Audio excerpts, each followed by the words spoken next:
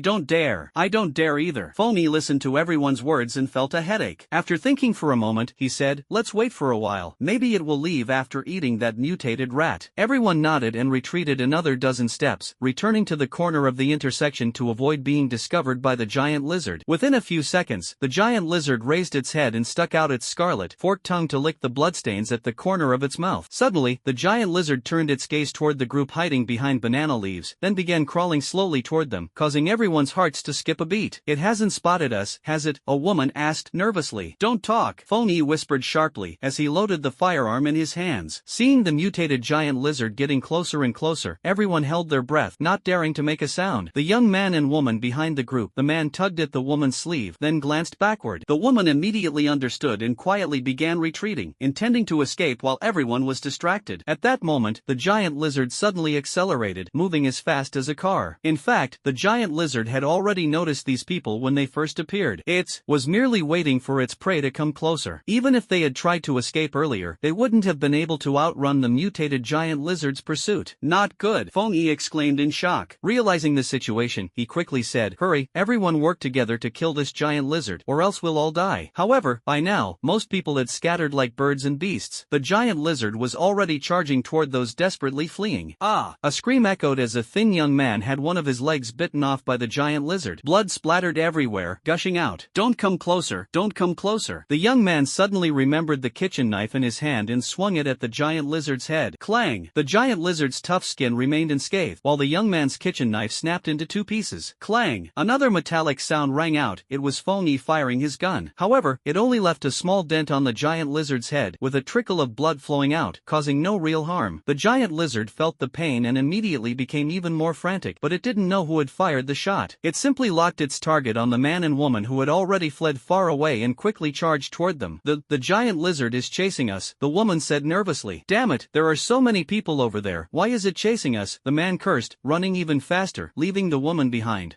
Wait for me. The woman's legs were already weak, and she felt like she could barely keep running, but she still struggled to keep up with the man's pace. Darling, I've always been so good to you. Just help me this once, the man said. What? The woman didn't react in time. The man suddenly turned around and pushed her forcefully. She fell to the ground, scraping her knees and arms, blood oozing out. At that moment, the giant lizard had already reached the woman's side. She felt utterly hopeless, but the lizard didn't bite her. Instead, it ran past her and chased after the man ahead. Damn, are you blind? The young man saw the giant lizard ignoring the woman on the ground and instead running toward him, and he cursed angrily. Ah! A piercing scream echoed through the sky. Just now, the giant lizard had raised its head and torn off the flesh from the man's back with one bite. The man fell to the ground, blood flowing along the road. The giant lizard continued to tear into the man bite by bite. Within seconds, the screams abruptly stopped. The woman also reacted at this moment, quickly scrambling to her feet. Ignoring the pain in her body, she started running back. In less than a minute, the man was completely devoured by the giant lizard, one bite at a time. Earlier, those people had also run quite a distance toward the direction of the supermarket, leaving only the man with the broken leg crawling slowly on the ground. Feng Yi wanted to save him, but after carrying him for dozens of meters in this intense heat, he couldn't take it anymore. If he continued, both of them would die. In the end, he had no choice but to put the man down and run away quickly with the others. The woman ran past the man with the broken leg, only glancing at him before continuing to flee toward the supermarket. No one dared to stop and take a sip of water, even if their mouths were dry and parched. The strong and robust men naturally ran at the front, while only a middle-aged woman around 38 or 39 lagged behind, already trailing the group by more than 10 meters. Even the woman who had later struggled to catch up had managed to overtake her slightly. The giant lizard is catching up, a man suddenly shouted. Everyone instinctively looked back, and sure enough, they saw the figure of the giant lizard several hundred meters away. Crack! The giant lizard paused in place for a minute before continuing to chase after the 5 people ahead. At this moment, the 5 people had already disappeared from sight, but the giant lizard's sense of smell was extremely sharp. No matter how far they ran, it could track them down based on their scent. A supermarket? Is that a supermarket? A young man in his early 20s looked ahead, panting as he asked. It really is a supermarket. Could it be a mirage? The woman who had escaped and survived earlier said inappropriately. You don't have to go. One person replied irritably. Many people knew that this woman had secretly fled earlier, so naturally, she didn't leave a good impression. Run, the giant lizard is catching up again. Feng Yi suddenly shouted. Just as a few people breathed a sigh of relief, thinking the giant lizard wouldn't chase them anymore, they were slowly drinking water and preparing to head to the supermarket, only to see the giant lizard's figure again. This beast, why is it still chasing us relentlessly? Damn it! A man cursed while running. Fortunately, the supermarket wasn't too far away, and in no time, the group rushed inside. Huff, huff, huff. The group gasped for air in big gulps after rushing into the supermarket. So